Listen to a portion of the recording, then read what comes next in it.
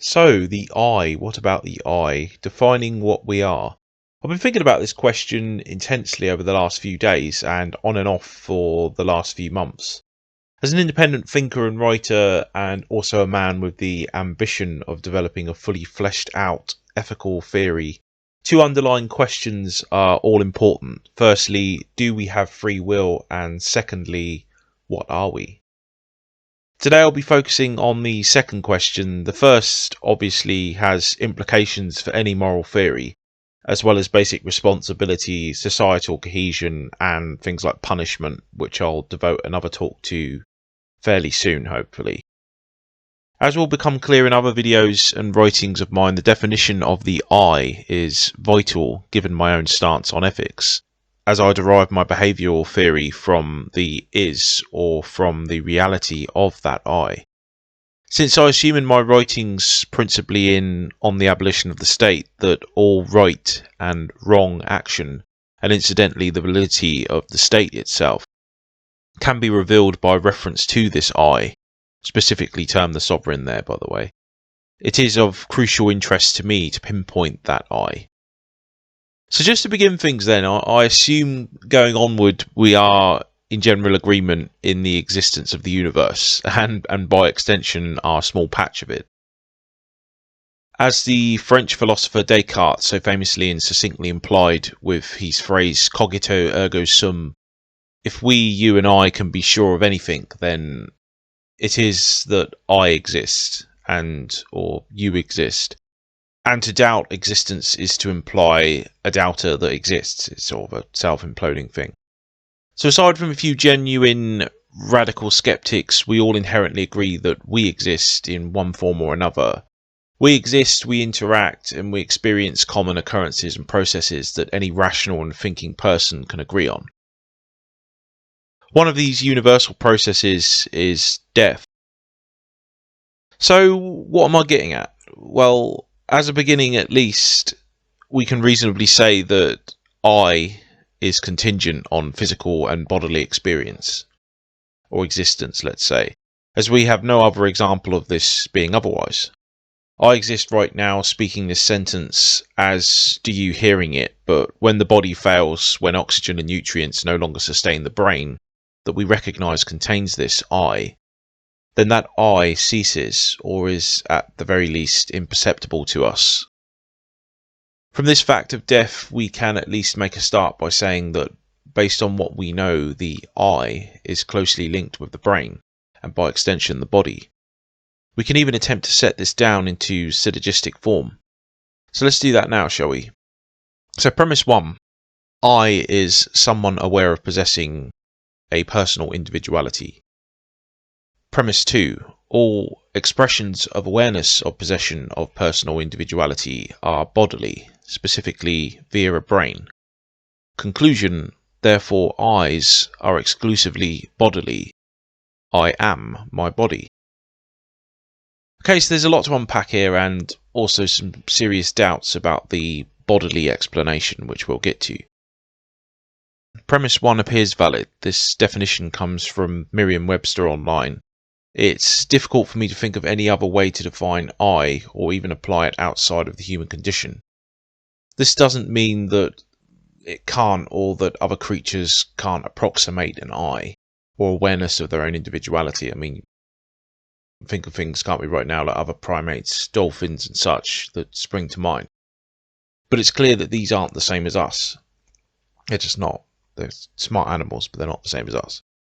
Premise 2 will almost certainly be controversial among many people with certain beliefs, whether that be in a soul, or in energy, or in some immaterial instantiation of their individual self or essence. I mean, that's fine, but belief doesn't translate into fact. I mean, I can believe I'm an orange-skinned leprechaun who shits gold, but it doesn't necessarily mean it's the case. Belief doesn't translate into fact. Or rather, more cautiously, I'll term it as consensus about how I's generally and normally express themselves. It's usually bodily, isn't it? I mean, even religious folk who believe we are more than material stuff, that there is something immaterial, such as an immortal soul, there is the true source of ourselves, or the I, have to admit that embodied I's are at least how we are expressed for a time.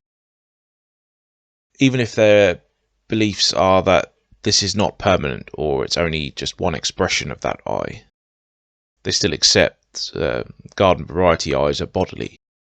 Most thinking people, even the spiritual ones, have to admit the validity of two to varying degrees.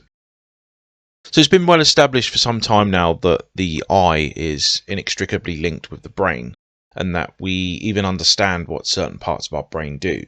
So the I develops through childhood, changes, matures and such through time, before, at least to our bodily perception, it ceases with death. Death, or the failure of our bodies, correlates with the cessation of our I. Having a conversation with a dead body is as fruitless as having one with a rock or a cloud. So given the validity of these premises, then, the conclusion would seem to follow that I am my body, and that my individuality and expression of my self-awareness is inextricably material, finite and limited. Material, as I am bound to a particular pattern of atoms and processes. Finite, as my body and brain are subject to the law of entropy, like everything else in the universe. And finally, limited in respect to what I can do. For example, like, I can't jump over a 5-story building under my own power. So the body has limitations, as does the brain. So is that it then? We merely are bodies? Well, I'm going to argue yes and maybe no here. We clearly aren't just our bodies.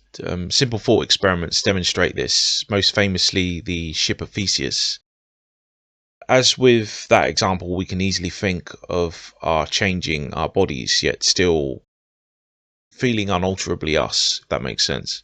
When I trim my nails or I have my hair cut, I lose parts of my body, yet I don't feel any less me. Others too would not really change their perception of me as me. Even if you had like piercings or a haircut, you still see the person as that person. It's just that they've changed themselves slightly. Even loss of a hand or a leg, or even large parts of our bodies would have a similar outcome, I think. So, but this tolerance of change, I would stress, is not without limit. Consider the ship again. The idea is very similar. That the original ship degrades over time, so that each plank and component rots or is damaged and thus replaced over time. So until none of the original parts remain.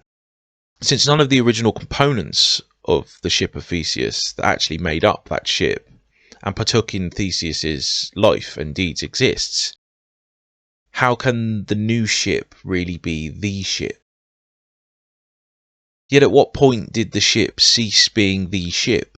So when 49% of it was new, yet 51% of it remained original and thus causally linked with Theseus. Arguably, we could say that once the first part was replaced, it ceased being the ship, though that would contradict our body example from just before. Perhaps the two examples just aren't analogous. If we adopt the extreme stance of saying any bodily change or material change alters the I into something new and other, then what does the term even mean? Quite a slippery and difficult one today. So, how can the I that existed of Adam when he was 10 years old be the same as the I that exists now, or will do so in the future? So that there are just too many physical differences and even mental differences, changes in mood, outlook, opinions, skill level, bodily strength, etc. That hugely, hormonal differences and all these things hugely differentiate the 2 or 3 I's that are Adam, or that are attributable to being Adam, the person we know as me. To have fun with this concept, let's consider a time-travelling mind twister. So it's a little quite a crude thought experiment, but it should be fun nonetheless. So say you can travel through time to the future. Not very far, let's say just like a week. enough for there to be bodily and experiential differences between present you, which we'll call PY, and future you, which we'll call FY. FY has lived a week longer and experienced bodily changes that PY hasn't. So in effect, you could argue that they are different I's, yet both identify as you, which is a bit weird, but just stick with me. Say now that you have a partner and PY sleeps with them, though not PY partner, but FY partner. The same logic applies here too. The future partner is effectively a different person, a different I, from your partner in the present. So the question is, by sleeping with FYP, are you and FYP having an affair? So this is interesting, because if you say yes, then the implication is that the argument above is intuitively wrong. Like the later ship of Theseus, the future you is not actually you, or the I, though bizarrely it will be. Bit of a mind twister, like I say. But earlier we found the idea that the completely replaced ship is not the ship. If we say no, that no affair has occurred, of course you're not having an affair, then at least to some extent we accept that bodily change does not fundamentally change the I, that both yous are you, just as both partners are that partner. They're not different people, they're just the same, broadly speaking, the same collections of atoms and processes that make up what we know as you and them, but at different points in time. So the time factor largely that makes the difference. The problem only seems to deepen when we consider the mind. So the Lockean theory of self would seem to solve many of the problems of the purely bodily interpretation. Yes, the mind is contained within the brain and that within the body. However, a linear and recollected trail of the self, of the I, nonetheless exists. So I can distinctly recall the I of my 10-year-old self, for example, and can reliably connect through evidence, outside evidence like photographs, recordings, video evidence or whatever, and testimony, so other people like my mother could confirm certain facts about me from that time, for example, to that instantiation of myself, so I can form causal connections to that other version of myself. There's a connection that only I share with that other I.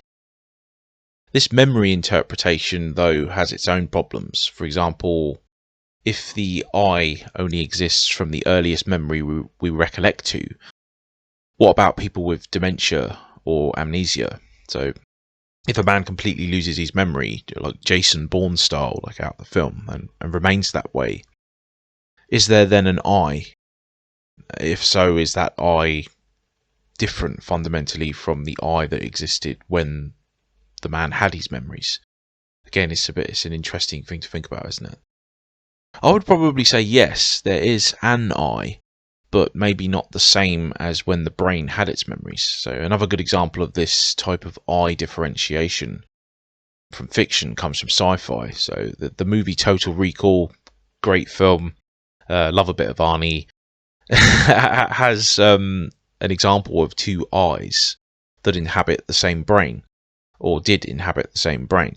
So Hauser, actually an ally of the main bad guy, Kahagan, was the first I who agreed to have his memories temporarily wiped and his personality changed to help infiltrate a rebel group on Mars. Unfortunately for the baddies, the new I, Quaid, the one whose function is to infiltrate the rebels, rebels himself and rejects his former self, or at least the former inhabitant of the brain that he inhabits now, Hauser. Though the two men inhabited the same body and brain, they are clearly distinct. They both have different motives, and I think they love different people and stuff like that. They have clearly distinct eyes. Though this scenario is fiction, there are probably cases of some who have suffered similar permanent memory loss, and thus they become different eyes, perhaps, even with different personalities developing, etc. What is certain is that the I is a slippery concept, far less rigid than most may believe. Broadly speaking, the original bodily interpretation must hold, given we have little better to inform us. Our own subjective experience of ourselves is personal proof enough that an I exists. At a fundamental level, to deny our own I seems to be a self-imploding statement. To say I do not exist implies within itself an I doing the denying, doesn't it? So that we cannot precisely pinpoint our essence then does not debunk such an I. At least for me and other theorists, this common and universal experience is enough upon which to base our theories about ethics and the world. So the question still fascinates, however. What do you think then? I'm stuck on this one, guys. I would love to hear your thoughts on what you think the I is. Meanwhile, leave a like if you think I deserve it, and I'll catch you next time. This is Adam, signing off.